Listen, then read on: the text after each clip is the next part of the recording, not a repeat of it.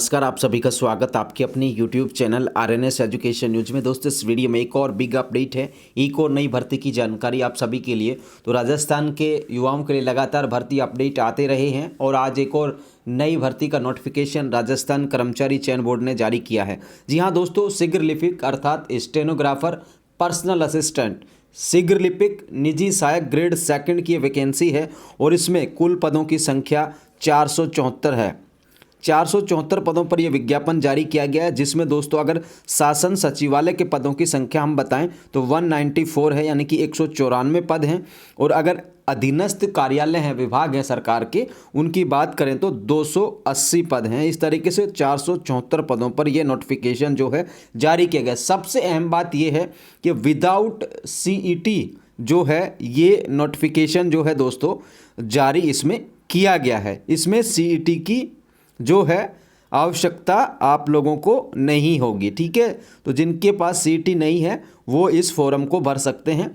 Form भरने के लिए आप लोगों को आधार कार्ड चाहिए होगा और यदि आधार कार्ड नहीं है तो आप लोगों को एक सहमति देनी होगी, ठीक है, फॉर्म भरते वक्त। अब दोस्तों इसके लिए जो योग्यता है वो आप लोगों को बता देते हैं और उससे पहले आप लोग फीस सुन लो। OTR इसमें लागू है, यानी कि वन टाइम रजिस्ट्रेशन अगर आप लोगों ने कर रखा है तो फीस नहीं लगेगी, और यदि वन टाइम रजिस्ट्रेशन नहीं कर रखा तो जनरल के लिए 600 रुपये है, बाकी जो अन्य कैटेगरीज हैं उनके लिए 400 रुपीज़ यहाँ पर फीस है जो रखी गई है। और किसी भी कैटेगरी का अगर दिव्यांग अभ्यर्थी है तो उसको भी 400 रुपये फीस देनी होगी। OTR जिनका पहले से हो रखा है उनको फीस नहीं देनी, वो जो ई मित्र का जो चार्जेस है वही लगने वाला है। अब दोस्तों शीघ्र लिपिक के जो पद हैं उनका वर्गीकरण आप लोग देखिए, और इस वर्गीकरण को जब आप लोग देखेंगे तो माथा पकड़ लेंगे, ठीक है। निश्चित तौर पर इसमें कुछ खामियां हैं।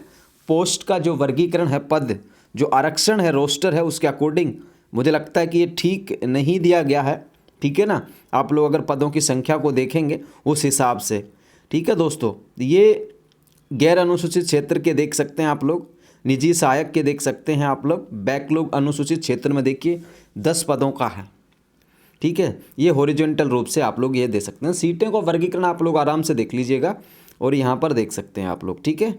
ये सारा का सारा वर्गीकरण जो है दिया गया है। उत्कृष्ट खिलाड़ी की सिर्फ 4 सीटें हैं अगर क्षैतिज रूप से जाएँ तो, और निजी सहायक में इसमें एक भी सीट यहाँ पर खेल कोटे से नहीं है। दिव्यांगजन की 12 सीटें दी गई हैं, BLV की, HI की 2 हैं, LDCP की 6 हैं, ID, ME, MI, SLD इनकी 0 हैं, ठीक है। इस तरीके से आप लोग देखें। अब दोस्तों इसकी योग्यता आप लोगों को बता देते हैं। योग्यता क्या है? तो दोस्तों सिंपल सी इसकी योग्यता है, ऑल इंडिया वैकेंसी है, कहीं से फॉर्म भरा जा सकता है, और इसकी योग्यता 12th पासेज है। क्या है? 12th पासेज है। उत्कृष्ट खिलाड़ियों के लिए 2% रिजर्वेशन है, और दिव्यांग के लिए कौन कौन दिव्यांग एप्लीकेबल हैं वो भी इसमें दिया गया है। ये कैटेगरीज हैं दिव्यांग की, जो 2018 का दिव्यांगजन अधिकार अधिनियम था उसके तहत इनको अप्लाई किया गया है, ये भर सकते हैं फॉर्म, ठीक है साथियों।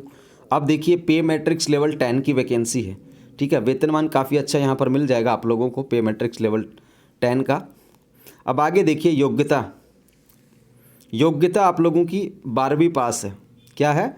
12th पास है। 12th पास के साथ कोई भी आप लोगों ने कंप्यूटर का डिप्लोमा कर रखा हो, चाहे O लेवल हो, ठीक है दोस्तों, चाहे NLIT से हो सर्टिफिकेट कोर्स, चाहे आप लोगों ने ITI कर रखी हो कोपा में, या फिर degree diploma certificate computer science computer application में हो, या फिर 12वीं में आप लोगों के पास एक कंप्यूटर सब्जेक्ट रहा हो, या फिर डिप्लोमा आप लोगों ने कंप्यूटर साइंस में कर रखा हो, इंजीनियरिंग कर रखी हो तो भी चल सकता है।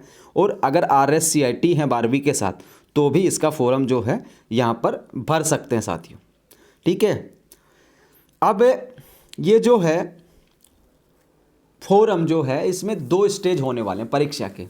अब इसमें जो 12वीं में पढ़ रहा है RSCIT है वो भी भर सकता है। तो आप लोगों का जब टंकण परीक्षा होगी, टंकण के अंदर टाइपिंग परीक्षा जब होगी, तब तक के लिए योग्यता होनी चाहिए 12th पासेज प्लस RSCIT या जो भी कंप्यूटर के कोर्स से रिलेटेड कोई भी एक हो इनमें से, ठीक है साथियों। ऑल इंडिया वैकेंसी है। एज की हम बात करें दोस्तों, 1/1/2025 को 18 से 40 वर्ष की उम्र जो है होनी चाहिए, और राज्य सरकार की अधिसूचना 23/9/2008 के अकॉर्डिंग 3 साल के अधिक से छूट है यहाँ पर, ये भी आप लोग देखें 3 साल की, ठीक है। शीघ्र लिपिक भर्ती 2018 में आई थी, इस वजह से 3 साल की एक्स्ट्रा छूट है। और जो कोविड काल में छूट दी गई थी वो भी एप्लीकेबल है, लेकिन ये संचयी रूप से होगी, ठीक है, नॉन कम्युलेटिव टाइप में। इसके अलावा जो 40 साल की उम्र है उसके बाद SC ST OBC MBC EWS के पुरुष अभ्यर्थी 5 ईयर्स की छूट है। जनरल की महिलाओं को 5 वर्ष की छूट है। और बाकी SC ST OBC MBC EWS की जो महिला अभ्यर्थी उनको 10 साल की छूट है। विधवा तलाकशुदा के लिए कोई ऊपरी आयु सीमा निर्धारित नहीं की गई है, ठीक है साथियों। अब इसका आप लोगों को बताते हैं, पेंशन योजना लागू होगी जो OPS मिल रहा है। अब इसके जो फोरम है इसी महीने की 29 तारीख से शुरू हो रहा है, 29 फरवरी से और 29 मार्च तक इसके फॉर्म जो है भरे जाएंगे, ठीक है साथ। तो लास्ट डेट का वेट किए बगैर ही आप लोग इसका फॉर्म जो है भर सकते हैं। और ऑफलाइन परीक्षा कराई जाएगी। परीक्षा का जो समय है, स्थान है, वो यहाँ पर बोर्ड के द्वारा दे दिया जाएगा अलग से विज्ञप्ति जारी करके, ठीक है। अब इसका सिलेबस आप लोग देख लीजिए क्या है और क्या कुछ पूछा जाएगा परीक्षा में। इसके पहले ये निर्देश भी आप लोग पढ़ लीजिएगा, नोटिफिकेशन में डाल दूंगा टेलीग्राम पे, वहाँ से आप लोग पढ़ लीजिएगा। ध्यान रखें OTR कराते वक्त कोई भी त्रुटि नहीं रहे, आराम से भरें OTR को, अगर किस पहली बार OTR कर रहे हैं तो, क्योंकि OTR में फिर बाद में संशोधन नहीं होता है, फिर दिक्कतें होंगी, ठीक है ना साथियों। अब आगे देखिए यहाँ पर आप लोगों के लिए इस परीक्षा का जो सिलेबस है वो क्या है वो भी आप लोग देखें। अब देखिए परीक्षा की स्कीम, फर्स्ट जो फेज है वो यहाँ पर देखिए, सामान्य ज्ञान आएगी, दैनिक विज्ञान, राजस्थान का सामान्य ज्ञान, हिंदी और अंग्रेजी। हिंदी अंग्रेजी का एक पेपर होगा अलग से 3 घंटे का, 100 सवाल होंगे, 100 अंक होंगे। और राजस्थान GK, साइंस और जनरल नॉलेज, इनका 3 घंटे का 50-50 के होंगे, ठीक है। राजस्थान की 50 अंकों की आएगी GK। अब जो दूसरा है दोस्तों वो आप लोगों की टाइपिंग होगी। अब अंग्रेजी निम्नलिखित दोनों प्रश्न पत्र में से एक विकल्प चुन सकेंगे, दोनों में से, ठीक है। तो ये 10 मिनट दिया जाएगा। अंग्रेजी आशुलिपिक परीक्षण 100 शब्द प्रति मिनट का श्रुति लेख होगा, 10 मिनट दिए जाएंगे।